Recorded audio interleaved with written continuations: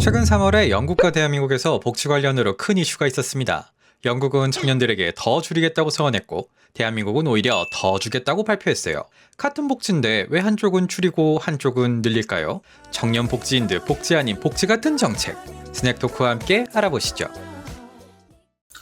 먼저 영국입니다. 3월 18일 노동당에서 청년들의 복지병을 고치겠다라면서 PIP의 자격 조건을 높이겠다고 했습니다. PIP는 개인 자립 수당이란 건데요. 장애가 있거나 일상생활이 어려운 사람들에게 주는 수당입니다. 최근 청년들이 정신질환이나 우울증 등으로 이 복지를 누리고 있었다고 해요. 조건마다는 다르지만 최대 월 약 136만 원 정도 지급이 되었었다고 합니다. 이걸 당장 내년부터 싹 정리해버릴 거래요. 이로 인해 청년 100만 명들이 앞으로 돈 받기 어려워질 것으로 보인다고 합니다. 근데 진보정당인 노동당에서 왜 이런 얘기가 나왔냐고요? 보통 이런 복지 삭감은 보수 쪽에서 나올 법한데요. 왜냐하면 돈이 없거든요. 이미 400억 파운드, 약 71조 규모의 증세를 했는데도 재정에 여유가 없어서 이대로 가다간 2030년도쯤에는 적자를 본다네요. 브렉시트에다가 트럼프발 관세에다 경기 둔화까지 겹치면서 진짜 우리 이제 여유가 없어! 라고 선포한 셈입니다. 그래서 이번 조정을 통해 50억 파운드 이상의 절감을 목표로 수급 기준을 강화하겠다고 했습니다. 그리고 돈도 돈이지만 무엇보다 이 정책이 젊은 청년들을 위하는 거라네요. 키어 스타머 총리는 젊은 세대가 일하고 독립적인 삶을 살 잠재력이 있는데도 복지 혜택에 의존하면서 삶을 낭비하도록 두는 것은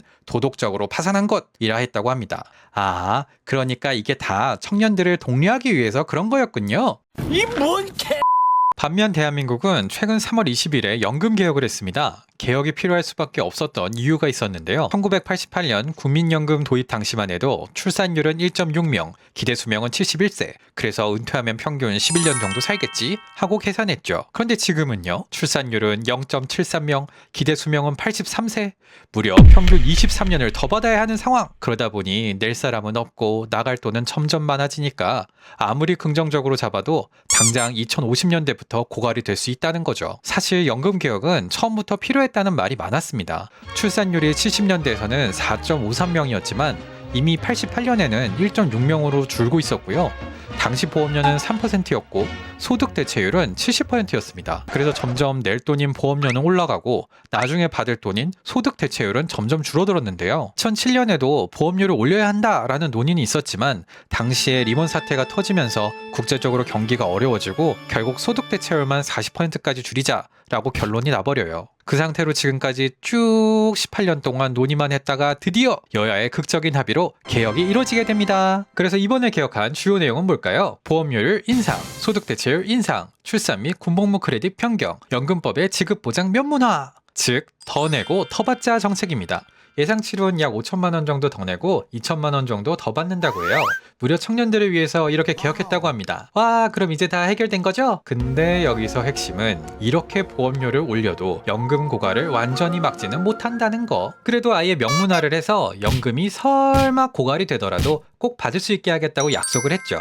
그런데 무슨 돈으로 모자란 걸 준다는 걸까요? 혹시 우리나라에 석유가 있었나요? 없어요. 그럼 금값이 비싸던데 새로 금광이라도 생겼나? 아니 없어요. 아, 그럼 설마 초전도체가? 있었는데 아니 없어요. 그렇다면 결국 세금을 가지고 보조를 해야 한다는 소린데 그땐 일할 사람도 없는데 그 돈이 어디서... 어라? 그러다 보니 지금 3040 국회의원들부터 해서 대학생들까지 아주 난리가 났어요. 이게 결국 가장 오래 많이 내야 할 사람들은 청년층인데 왜 정작 본인들의 의견은 반영이 제대로 안 됐냐는 거죠. 예를 들어서 논의되었던 방안 중에는 청년층과 중장년층의 보험료 인상 속도를 다르게 하자 라는 의견도 있었는데 결국 반영되지 않았죠. 이건 서로가 양보해야만 하는 건데 청년층의 입장에서는 양보가 부족했다, 우리만 일방적으로 내야 한다 라는 불만을 가지고 있는 사람들이 늘어난 상황입니다. 심지어는 아예 낸 돈을 각자에게 돌려주고 국민연금을 없애버리자 라는 주장까지 나오고 있는 중이에요. 근데 이게 또 쉽지가 않은 게 만약 지금 연금을 받으시는 분들 중에 낸 돈보다 받고 있던 돈이 더 많았다면 그걸 다시 내놔라 하기도 힘들잖아요. 안 그래도 노인 빈곤율이 OECD 국가 중에서 최고를 달리고 있는 상황이다 보니까 국민연금이 만약에 사라지면 오히려 다른 사회복지 비용이 증가할 수도 있다는 거죠. 게다가 지금 연기금이 국내 주식에만 거의 170조가 투입이 된 상태인데 이걸 만약에 다 빼게 된다면 주식은 폭락하고 외인들은 도망가고 기업들은 힘들어지니 구조조정하고 실업자 증가하고 때문에 정부에서 이번엔 모수 개혁이었고 이제부터 곧 근본적인 변화를 위해서 진짜 중요한 시즌2 구조 개혁이 남아있다고 합니다. 휴, 이제 안심하고 기다리면 되겠네요. 그쵸? 사태가 심각하니까 금방 처리하겠죠? 얼마나 걸리려나? 그런데 저출산이 우리나라의 문제만은 아니고 전 세계 트렌드인데 다른 나라는 어떻게 하고 있을까요?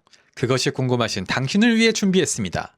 각 나라별 국민연금에 대한 심플한 설명 자료. 사실 우리나라와 같은 구조의 연금 시스템을 가진 나라는 없고요. 다들 각자의 사회 구조에 맞춰서 운영하고 있었습니다. 그 중에 일본처럼 우리나라와 비슷한 구조를 가진 경우도 있고요. 스웨덴처럼 전문가들이 각 계층에게 꾸준히 설명하고 협의를 하면서 개혁을 한 모범적인 사례도 있었습니다. 그리고 호주에서는 해외에 오래 있으면 연금을 못 받을 수도 있다네요. 이런 재밌는 사실을 알고 싶으시다면 밑에 내용 더보기란에 링크를 클릭해 주시길 바랍니다.